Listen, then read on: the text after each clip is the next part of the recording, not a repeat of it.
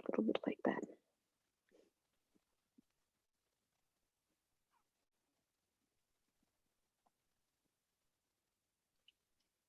Good evening, everyone. How are you doing tonight? Welcome to the Entrepreneur's Kitchen. I'm really happy to be hosting yet another episode of the Entrepreneur's Kitchen at our kitchen and at a kitchen in Moscow, actually, tonight. Please welcome with me Alina Mikhaleva. She's joining us from Moscow. How are you, Alina? Hey, very good. I'm very happy that it's Friday, and I'm very happy that you're catching me on Friday, because actually that's the time when I come back home from the week of work in virtual reality, and I try to ground myself, and cooking is one of the best ways to actually get back to the reality, you know. Yeah, well, I was just going to ask you about your relationship to cooking, but let me introduce you before. So Alina is an expert in all sorts of realities, especially especially the one that happens virtually.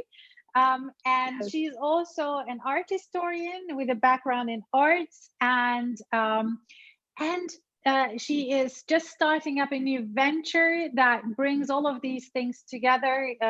Curation that comes from the arts and media consumption that comes from all sorts of different media. It's Less Media Group. So we will be talking about her startup and also her ventures in virtual reality realm. She's probably one of the most well-versed people you can meet on the topic of virtual reality. So if you guys have any questions, ask her on slide.do 94055. So slide.do 94055 for questions for Alina on virtual reality and media consumption in general. So Alina, what is your relationship with food? I think that it's one of my favorite ways to distress. And actually my relationship to food, especially lately, because I've loved cooking for quite a long time. Not when I was too young, like I didn't get it. And now my favorite thing is just to come to the kitchen and to kind of not look for the recipes, but explore what I have in the fridge and then experiment with that and put it all together. But specifically in the last year, thanks to my good friend who introduced me to bread making, I've been making bread, different types of bread. And basically for the last 4 weeks, just because with all this quarantine and self-distancing and COVID, we had a huge spike in interest, and I've been working way more than I was, and spending more time in virtual reality than I did before.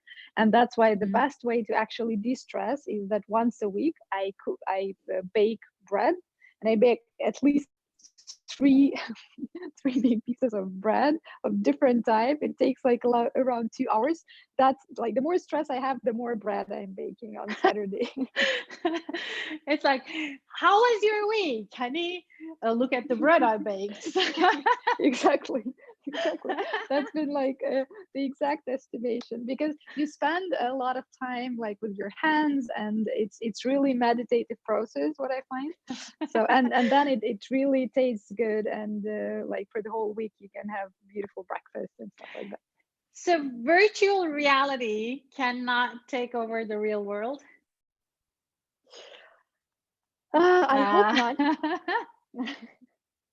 I hope not, because I am on the forefront of seeing what's coming. And it's always this very mixed feeling when it gives me so much excitement every time when you see it's like, oh, that's what is possible. And then you start projecting some trajectories and think that, oh, but if that is possible, we can also turn it, like there are a lot of dangers there just as well as a lot of opportunities. So it's just brand new world basically that is like exists there, and it's just a matter of discovery. But we, like, I'm always even inside the VR community talking about like the importance of kind of establishing the right foundation for the whole industry, not to mess it up as we did with the media industry in a way. Yeah, we're definitely going to talk about that. Let me ask you also what you will be, what are you preparing for tonight's show? Well, I have my bread, so I'll probably just do a little bit of spread, but we have three things. And for things, I wanted to make salad. I have rucola here, just dry it a little bit. I love it. And then I have soft cheese that I will be taking. And then I have red beet. Red beet, And because, yay! yes, I don't eat meat, and then maybe I'll also add some nuts and things like that, but I hope that it's not the fourth ingredient, so it's like the spice. Well, because I really love just put it on the spices side. And Eat it after the show. Okay. So well, I really love the we spices don't count and stuff we like don't that. count oil, and we don't count salt and pepper, but Okay. we will count anything else. Okay. Decoration. We'll stick to those if two. it's only decoration, it's also going Yes, to work. yes. Yeah. Okay. Well, Alina, I'm going to ask you a question, but before that, Sure. let me also introduce what I'm going to be doing. So I have here what, oh my God, I don't even know what. It's kind of like yogurt, but it's much kind of thicker. I don't know. Does anyone know what this is in German, in English? Topfen. I have no idea. But this is like yogurt. Is it like Greek yogurt? Like no, it's Greek actually it's actually even healthier than yogurt. Oh, wow. Yeah. Well, my kids don't like it. Then I have some strawberry jam and also strawberries themselves. Here they are. And I will be doing truly awesome strawberry yogurt for tomorrow's breakfast for the kids. So they love it. Easy. And then I have this lovely machine, but I'm going to be muting myself for that part. Well, so Alina, when you think about virtual reality being at the forefront of so many different experiments, so many interesting things, we're going to talk about those things as well. But first and foremost, I want to ask you about what is the thing that excites you most, and what is the thing that scares you most?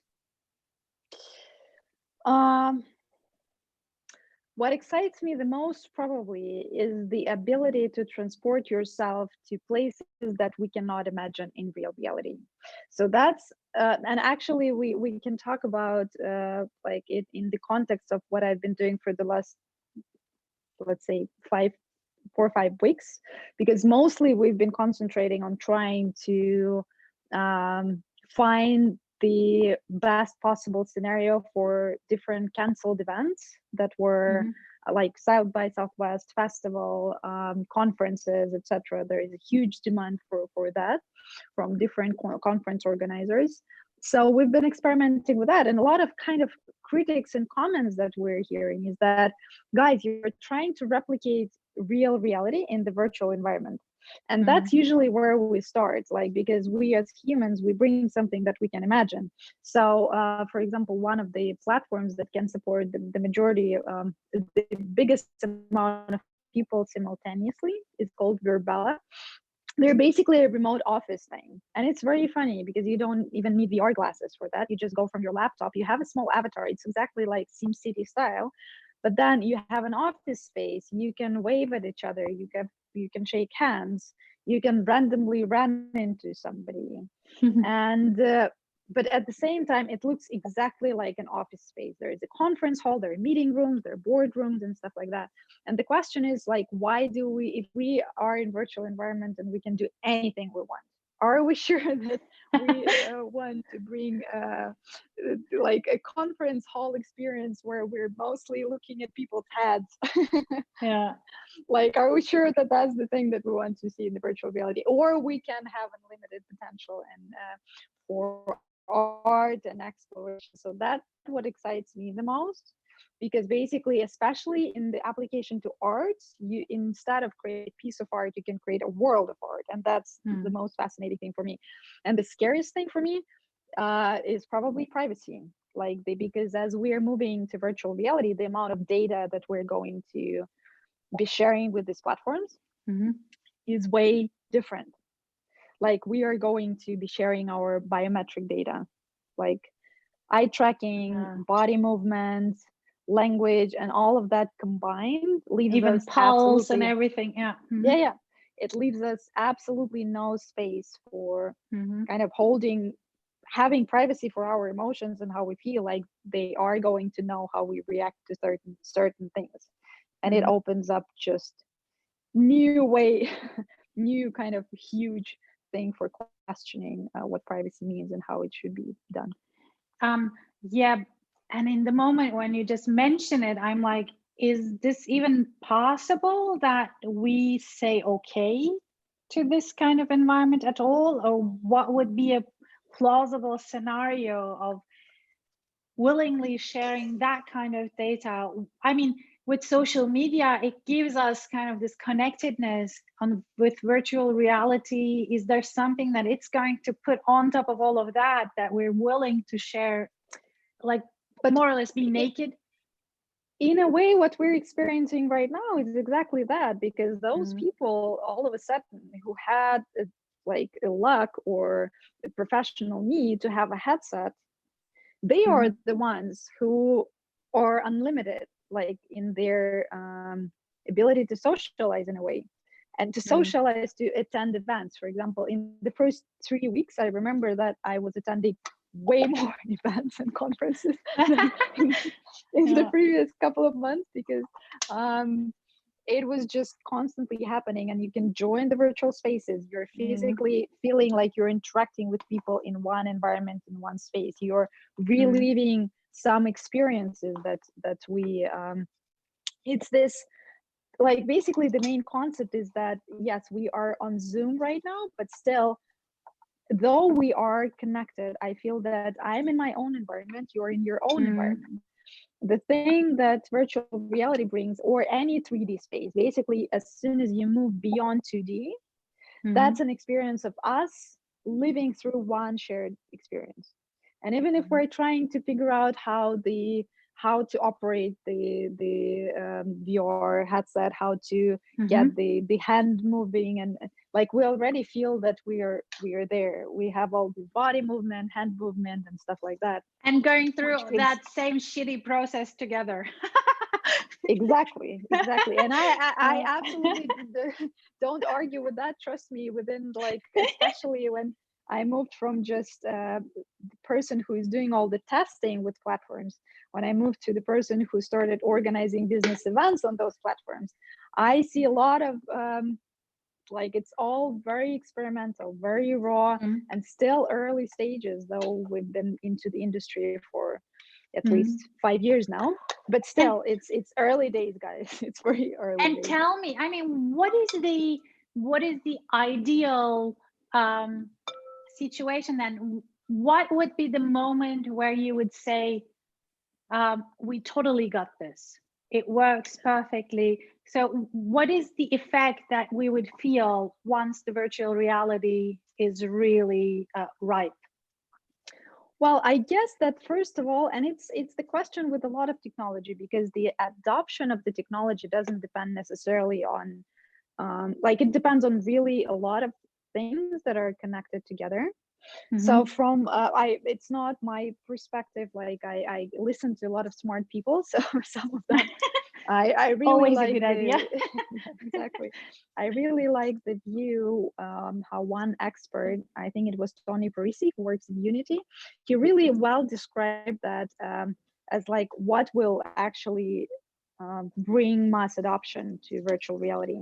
And it's when four trends are going to coincide, in four aspects are going to coincide in one space, and they're all developing separately right now.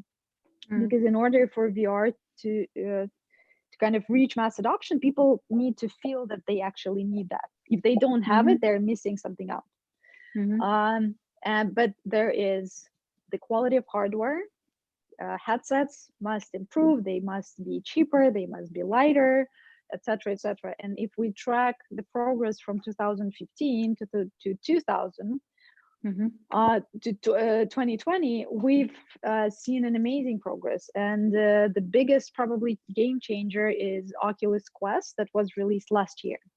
So it's the first product from Oculus that is standalone. It costs $400 in the US. Obviously, you cannot buy it right now just because everything is sold out. Okay. And well, yeah, the VR is definitely in demand right now. So and also their production is based in China, so that didn't help as well to kind of speed up the production process. But it's something that you can start with. It's not the most powerful device, but at the same time, you don't need to connect it to PC. You don't have to have a powerful gaming machine in your house. You just put it on anywhere. You don't need to set up complicated tracking, etc., etc. So you just put it on and it works, and it's already can give you a full VR experience. So it's a starting point. And a lot of people are saying that if VR started with this device, it would be a completely different story. So that's hardware. Then we have content, of course. Content needs to evolve. It's expensive. Right now, there is no market. So we're still playing this chicken and egg problem, like who's going to produce the content while there is no market. But at the same time, audience is not going to come because there is no market. So yeah, and also audiences come because of the content. Of course. So it's content. It's actually audience needs to get familiar with the technology, because at some point, some of the technologies are not getting into the mass adoption thing just because it's too complicated and people don't want to bother with that. So people need to get used to that. And we're kind of seeing that because part of what, because augmented reality is part of this virtual reality and augmented reality revolution. So people using virtual masks on Instagram are kind of getting themselves more familiar just with this concept that you can overlay your real reality with some augmented reality, and then you change your reality. So it's already happening. People are getting more familiar with the whole concept of that. And the last element is actually bandwidth.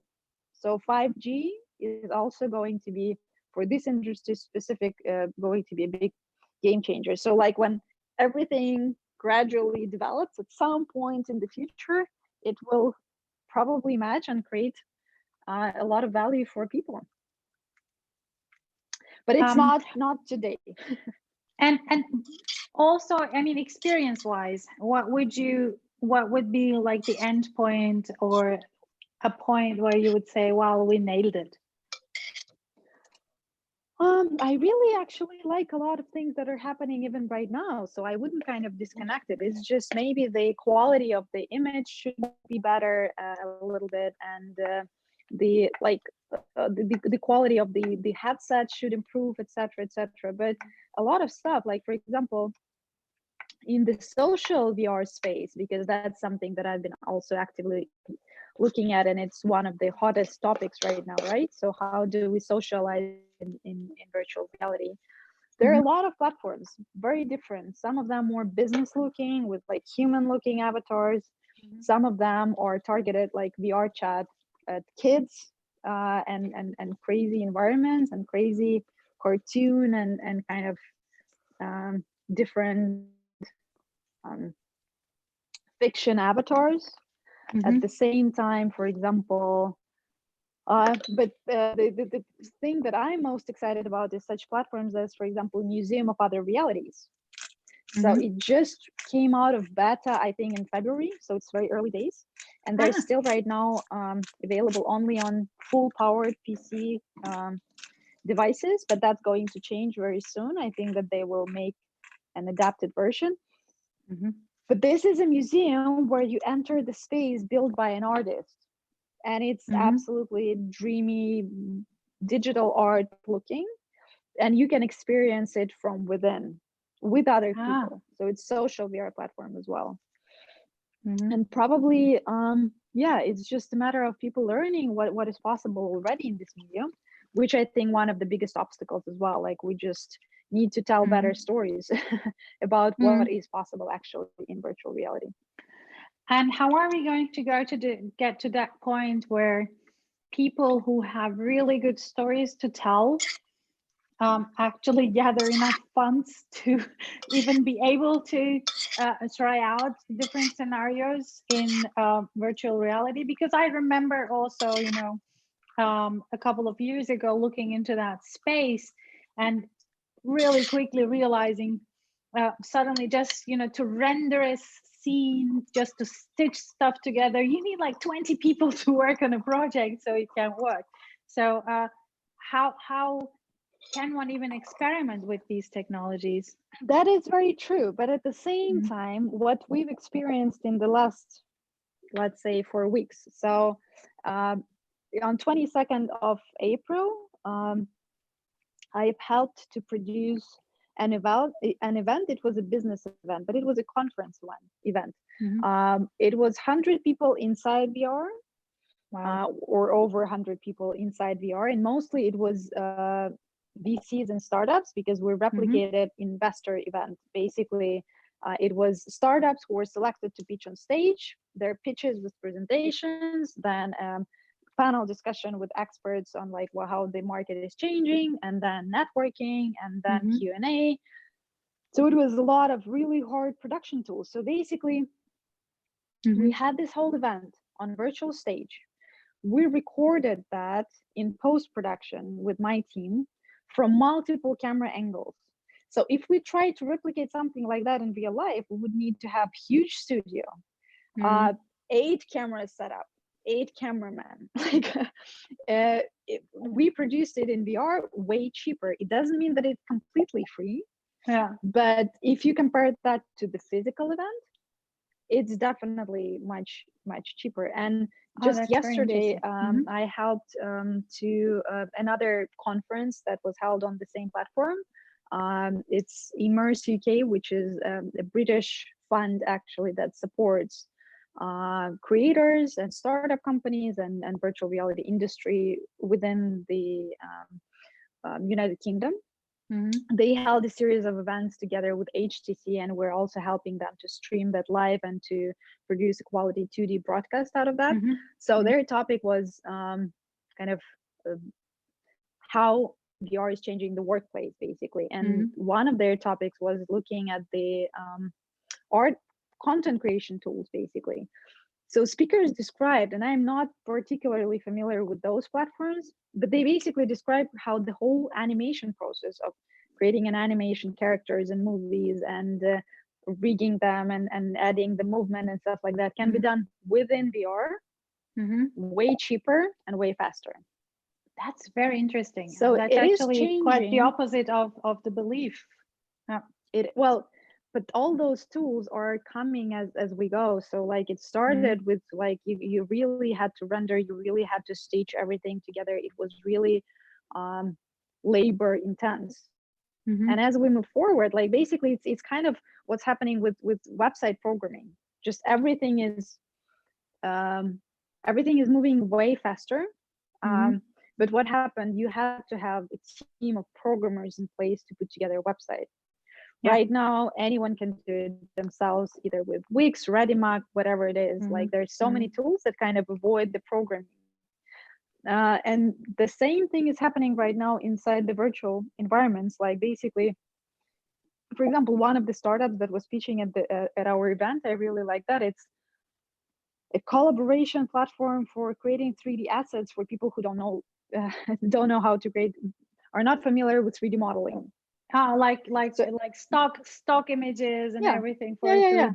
So that's genius. You would be able to get your AR app with some objects just by basically using a constructor like PowerPoint. Awesome. So all of these kind of products are coming and competing actually for our attention.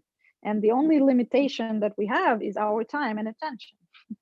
And also our imagination, as you mentioned in the beginning. So why are we trying to just replicate this world in the virtual reality world? So what is in your opinion an important change of mind for people who are creating content or who are trying to kind of bring these events into the virtual space? I mean, how crazy can you go?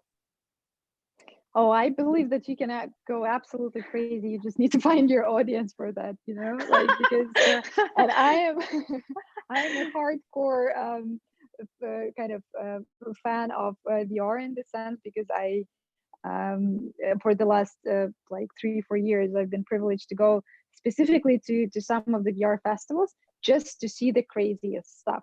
And sometimes I can tell you, even I am sitting there, I'm like, okay, I do it for work, I have to finish it just because I want to understand why people do that. But even for me it's like next So tell me level art. one thing that was really crazy where you were like, whoa.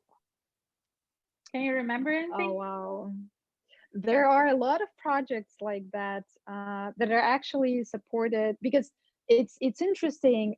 Like you asked before, like how do artists right now find something to like find funds basically to do projects like that.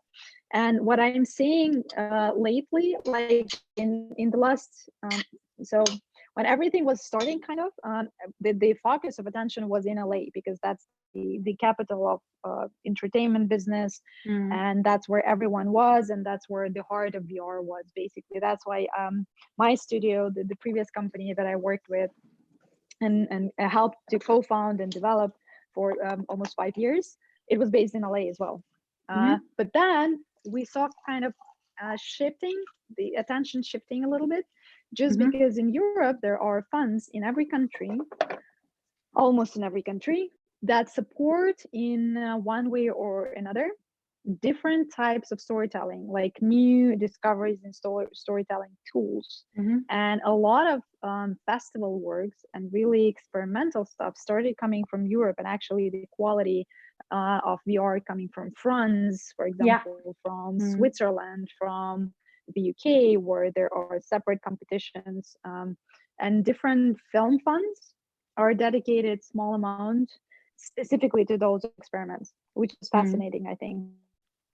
Two countries that I know that are not doing that is Russia and the US. Interesting.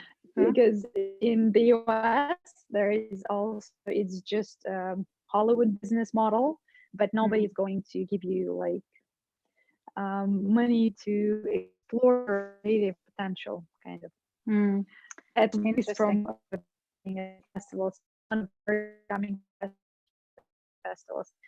A really crazy thing from Asia, from Taiwan. There were some really provocative pieces where they challenge you to, like, for example, there was a performance where there is a person who is kind of doing all sorts of weird things, and you're just witnessing this performance and kind of living through this performance with him, though it's not very comfortable or pleasant to watch.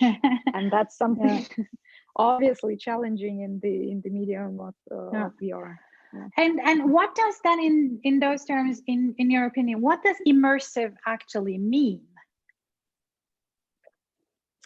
That's a very good question, Frida. That's such a good question.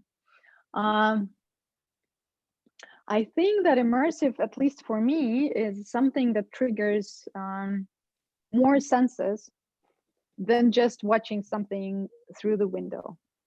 And through the window, it means any kind of frame.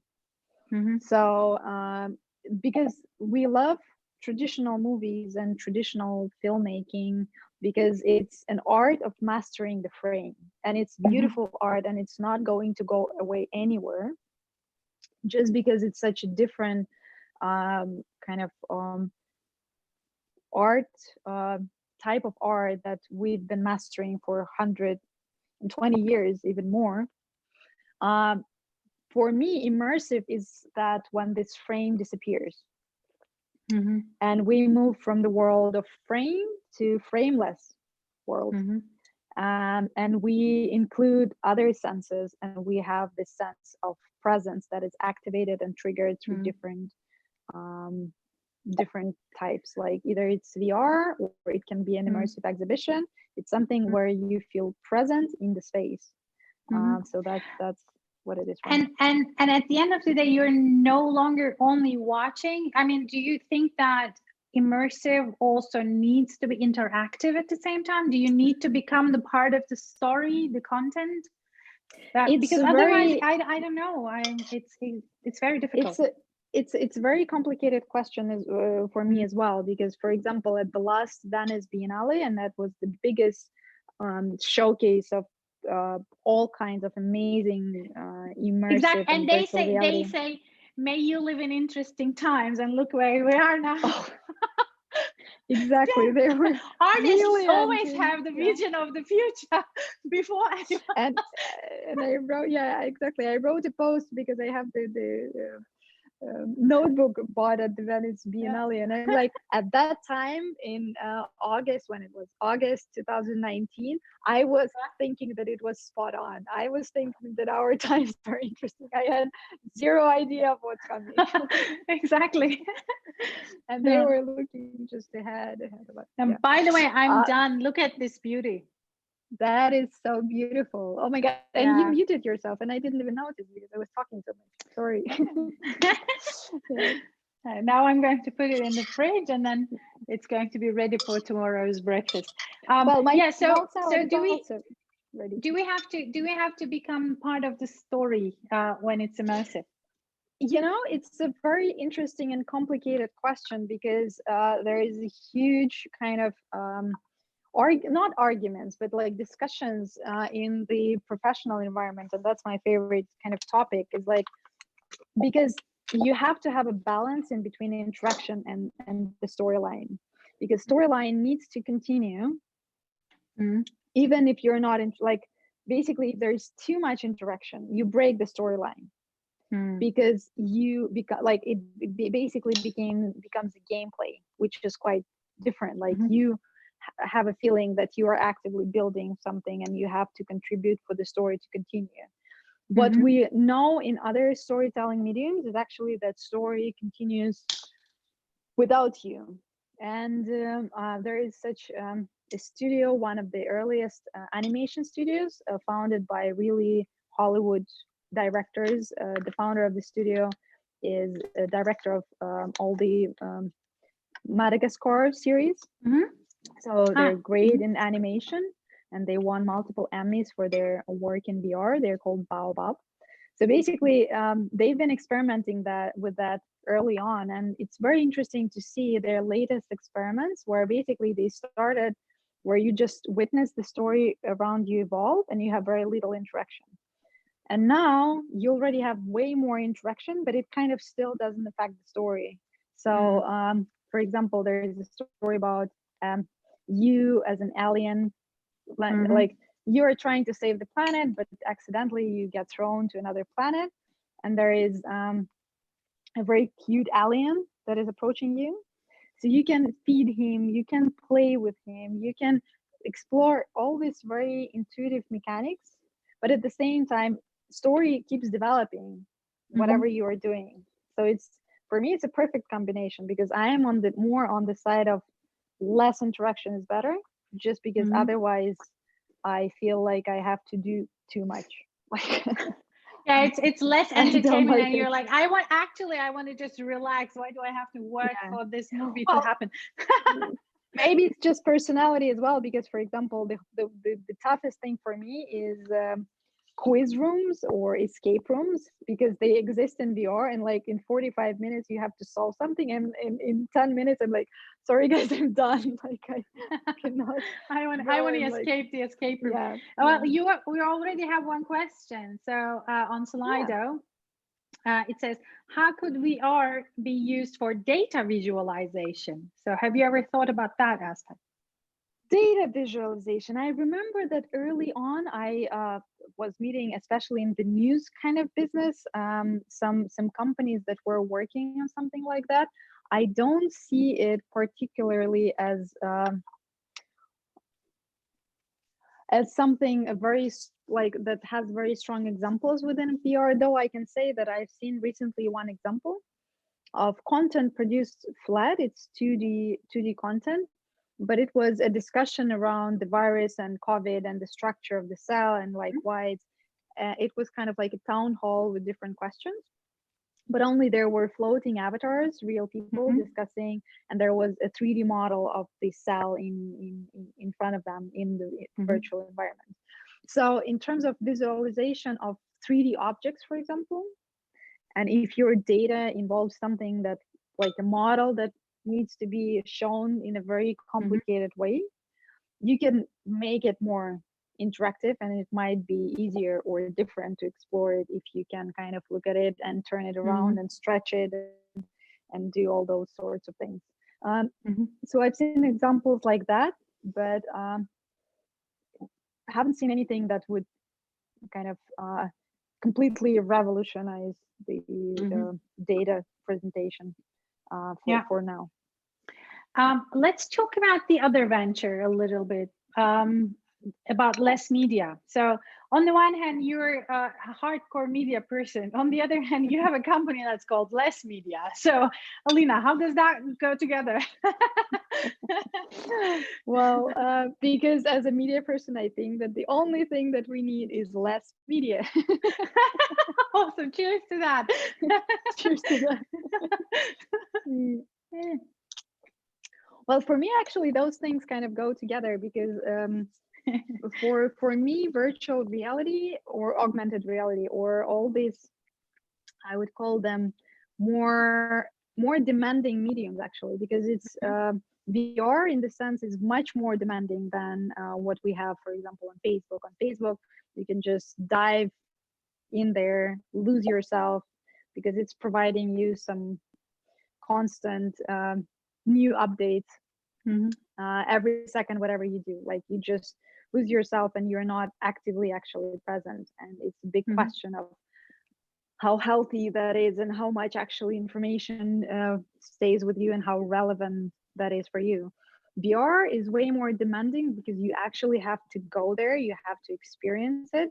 And that's why it's a lot of work. It's like committing to spending time and watching a really thoughtful documentary without any distractions, without looking at your phone. Oh my God, is that even possible? I don't remember. I know. Well, but if you put this thing on your head, like you don't have anything else to watch, and that's why you have to concentrate. I'm sure there will be startups installing your cell phone into the VR so you can get distracted. Yes. Unfortunately, there are, but that's why I'm doing exactly.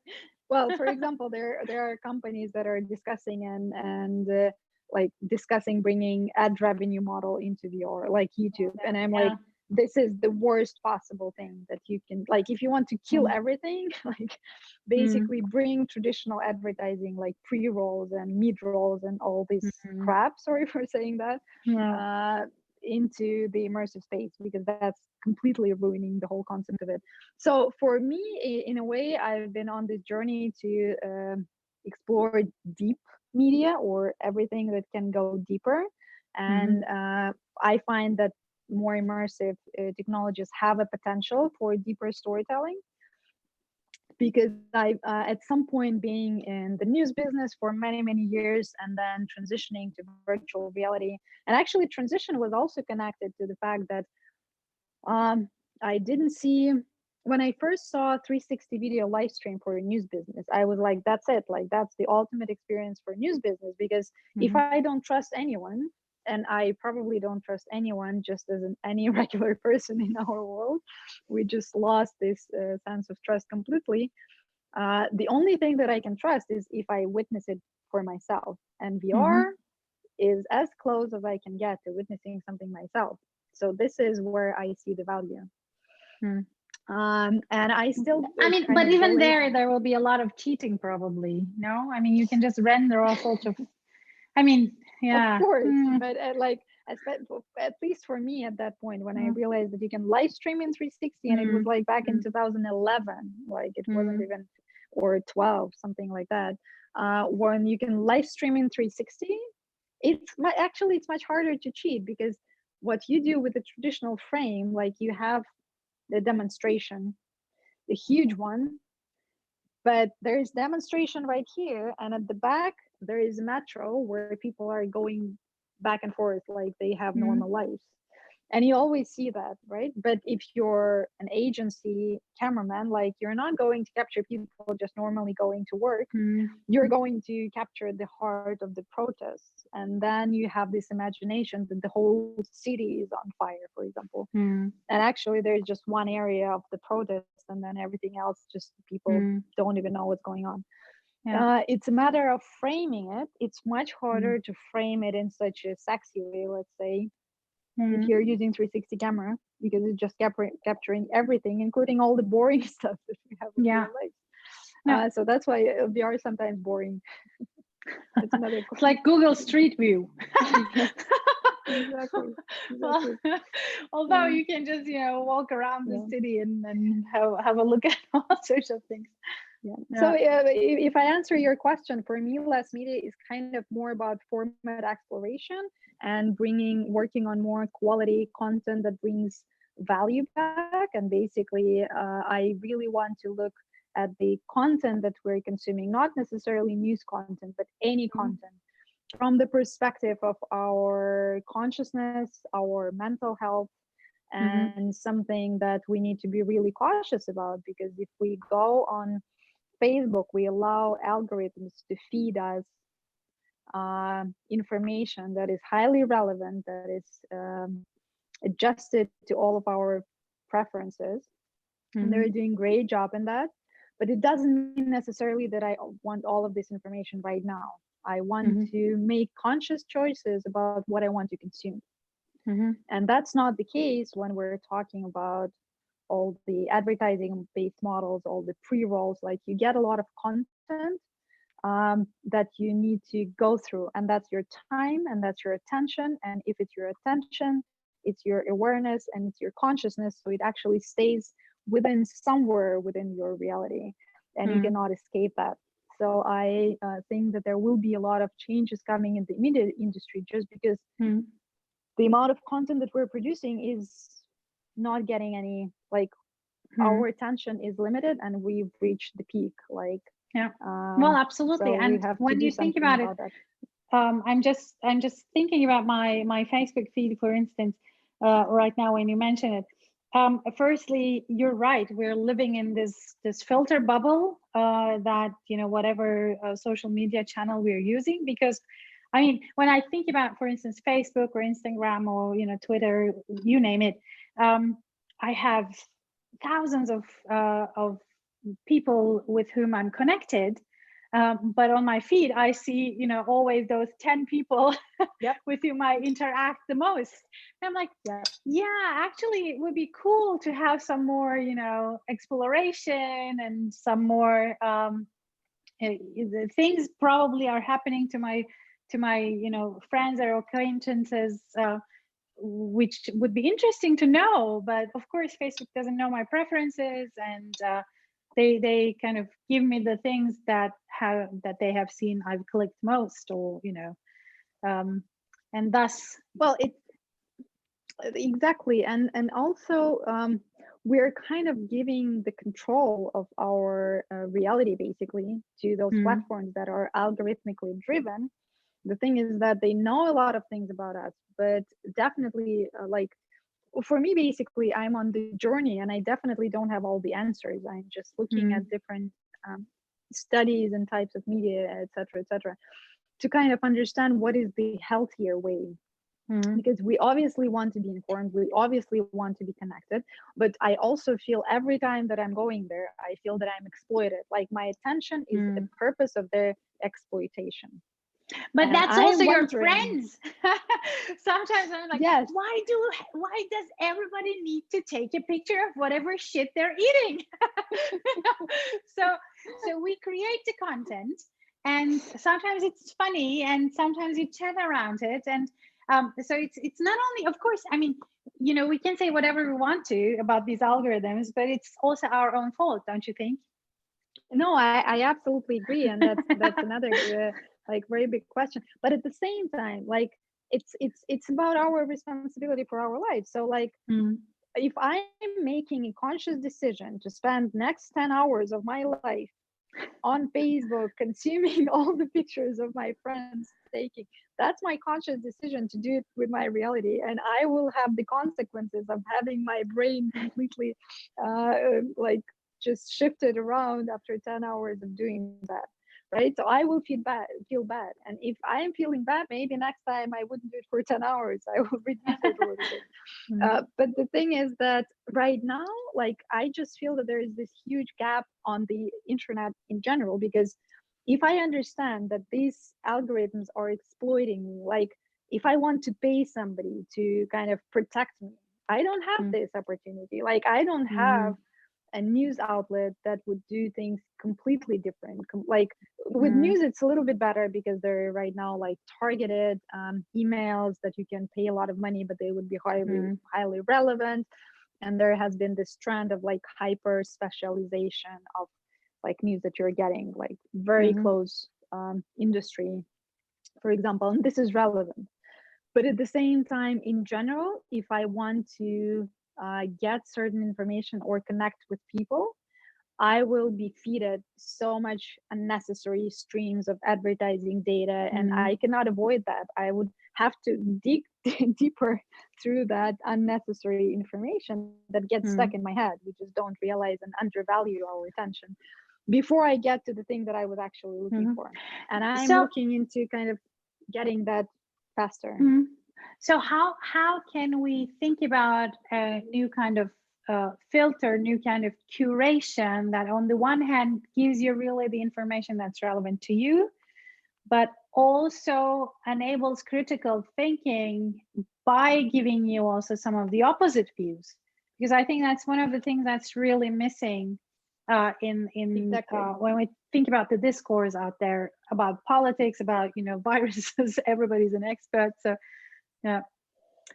I think actually it's people. Like at this point, I haven't found any other answer, but through the people whose judgments and opinions you respect.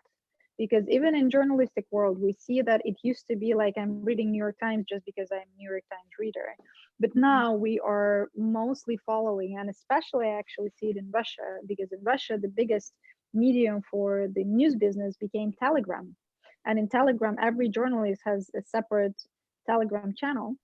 And you basically are reading, it doesn't matter in which even outlet this person works. I am reading his views because I know the background and I know like trust the opinion on this specific subject, or I don't trust. But the thing is that it's a general trend in the media that curation is going to become the most expensive thing in the next years to come. That's why, for example, I don't remember which billionaire bought Tribeca as a brand, the film festival and stuff like that. I think it must have been Amazon, no? I think it was Amazon, exactly. Just because it's like the curation and the name behind the trust is the most expensive source in this unlimited amount of information that we cannot trust, or we have no idea where it's coming from.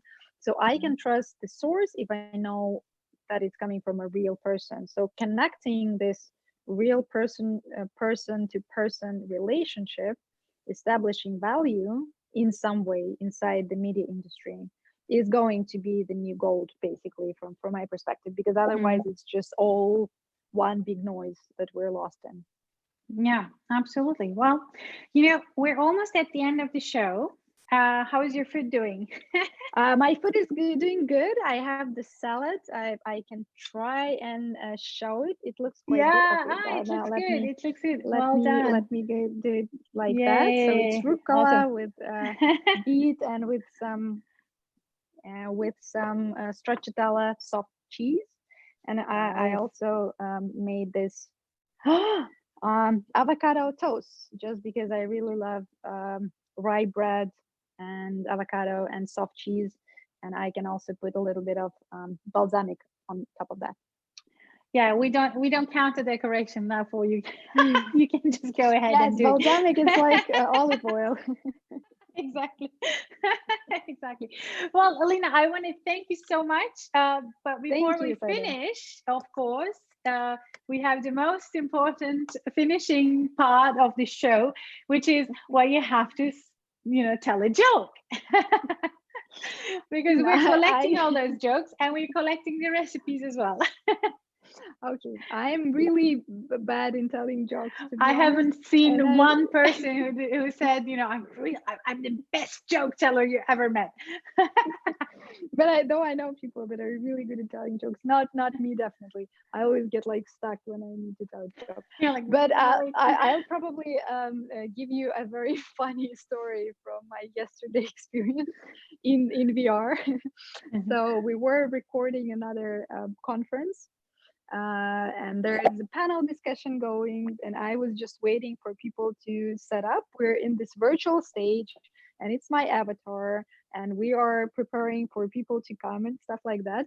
But people were playing around with 3D models, and so they put a huge dragon on top of the stage, and he's moving and like he's flying around, and I was just playing around with the camera mode, so I was taking selfies with dragon inside VR. And then because there are different imitations of like the mouth lip sync moving, and your eyes are moving a little bit, so they're trying to make your avatars look a little less creepy because you're still not human, so it's kind of strange. But and so I was taking selfies and my avatar blinked. So I'm like, I couldn't even take selfie in virtual world. Like my avatar literally was blinking, and as I was taking it, I'm like, I don't like take good selfies. Exactly. And it was like, okay, I need to retake it because my avatar blinked. That's kind of weird. So yeah, I was just laughing with the colleagues about this little moment in VR where you were like, what's happening?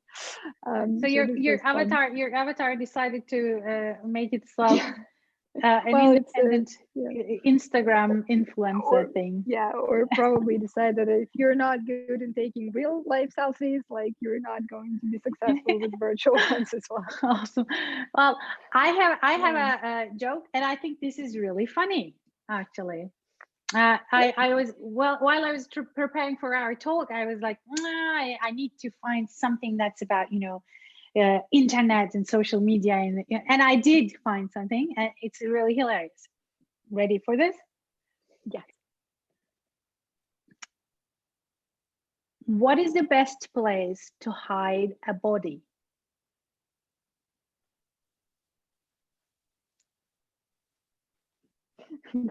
Like right now on Friday after VR.